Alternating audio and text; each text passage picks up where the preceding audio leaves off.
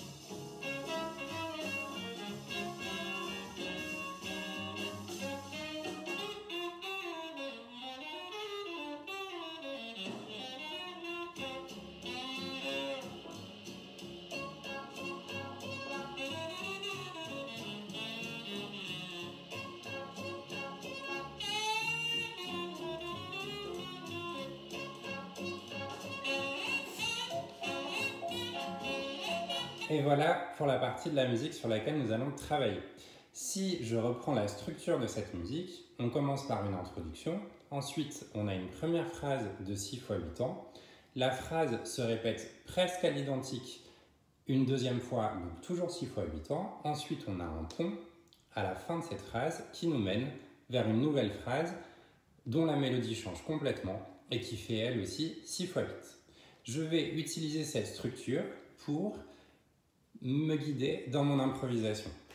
En quelque sorte, j'aurai 3 chapitres dans mon improvisation. Au sein de chaque chapitre, je vais choisir le sujet dont je parle. Et donc ça, c'est notre deuxième outil. Le sujet dont je parle, c'est l'inspiration que me donne la musique. Ça peut être par exemple les pas que je vais utiliser ou les rythmes que je souhaite danser. Aujourd'hui, ce que je vous propose pour le premier chapitre, c'est de partir sur la marche. En quelque sorte, on va utiliser un Fall of the Log qui se prolonge sur 8 temps. Et la base de mon improvisation, ce sera 8, 1, 2, 3, 4, 5, 6, 7, 8. L'idée de mon improvisation, c'est de faire évoluer ce sujet sur toute la durée de la phrase de 6 fois 8 temps. Pour faire évoluer ce sujet, le premier outil que je vais utiliser, c'est le déplacement. Donc au lieu, par exemple, de travailler sur cette ligne-là, je vais pouvoir travailler sur un cercle. 8, 1, 2, 3, 4, 5, 6, 7, 8. J'aurais aussi pu choisir de travailler en reculant. 8, 1, 2, 3, 4, 5, 6, 7, 8 ou en avançant. Par exemple. Ça, c'est mon premier outil. Mon deuxième outil, ça va être de transformer l'esthétique des marches que je vais utiliser. Donc là, pour l'instant, je ne vais pas changer le rythme, mais par contre, je vais pouvoir piocher dans la famille des pas qui ont le rythme de la marche que je connais. Par exemple, les Shorty George. 1, 2, 3, 4, 5, 6. Ou bien les Suzy Q. 1, 2, 3, 4, 5, 6. Ou les box step. 1, 2, 3, 4, 5, 6. Et pourquoi pas des Applejack. 1, 2, 3, 4, 5, 6. Et cette liste n'est pas exhaustive, vous pouvez utiliser tous les pas qui ont le rythme de la marche que vous souhaitez utiliser. Donc là, par exemple, si je danse 2 fois 8, je vais pouvoir faire 8, 1, 2, 3, 4, 5, 6, 7, 8, 1, 2, 3, 4, 5, 6, 7, 8. Donc je n'ai pas changé de rythme, par contre, j'ai transformé mon sujet initial qui était mes marches sur 8 temps en changeant le déplacement et en changeant l'enchaînement des pas que je vais utiliser. Je peux aussi transformer le rythme et là, aujourd'hui, ce que je vous propose, c'est de changer le rythme du kick. Donc au lieu de faire un kick à 8, je vais faire un kick ball change. 8 et 1 et continuer sur mes marches. Voilà. Maintenant, la question est de savoir comment organiser tout ça de manière pertinente. Je peux travailler sur 8 temps et donc changer tous les 8 temps, ou alors ce qu'on entend dans cette musique, c'est que les mesures de 4 temps sont en quelque sorte des questions-réponses. Donc je peux commencer 4 temps sur un pas par exemple, et garder le même déplacement, mais finir mon déplacement avec un autre pas sur les 4 derniers temps. Par exemple, je peux attaquer sur mes marches 8, 1, 2, 3, 4 et faire des sous-EQ pour terminer mon déplacement.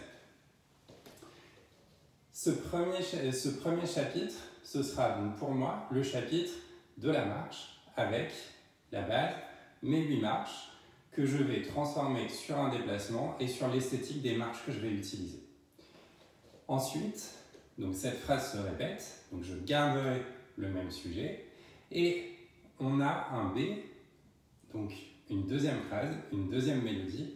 Et là, je vais faire un choix qui est différent. Je vais changer de sujet. Je vais utiliser des crossovers. Vite, vite, lent, vite, vite, lent. Et là, je vais m'intéresser à comment je peux changer le rythme de mes crossovers.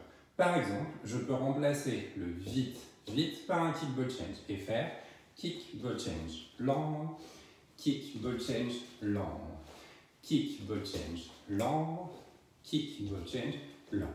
Ou je peux remplacer le lent par des triples pas. Kick, ball change, triple pas, kick, ball change, triple pas.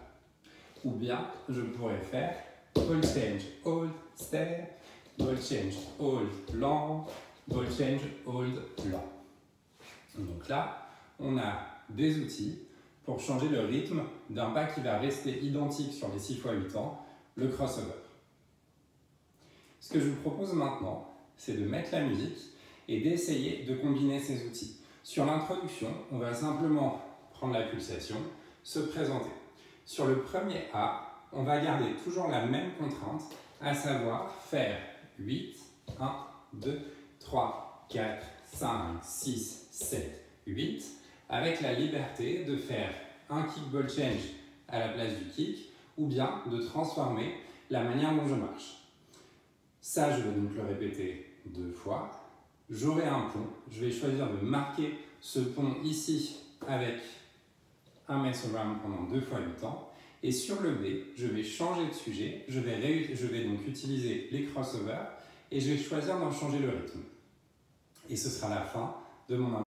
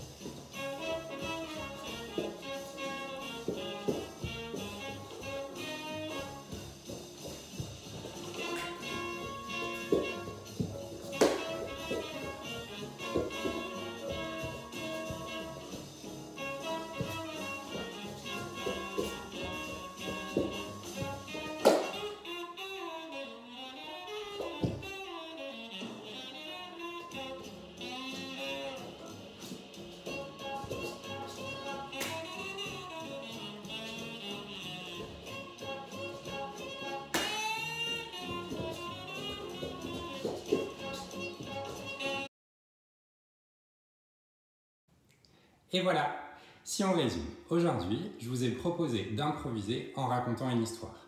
La trame de votre histoire, c'est la structure de la musique. Pour chaque phrase de la musique, vous allez choisir un sujet. Ce sujet, ça peut être un rythme ou bien un type de pas que vous allez pouvoir danser sur la musique.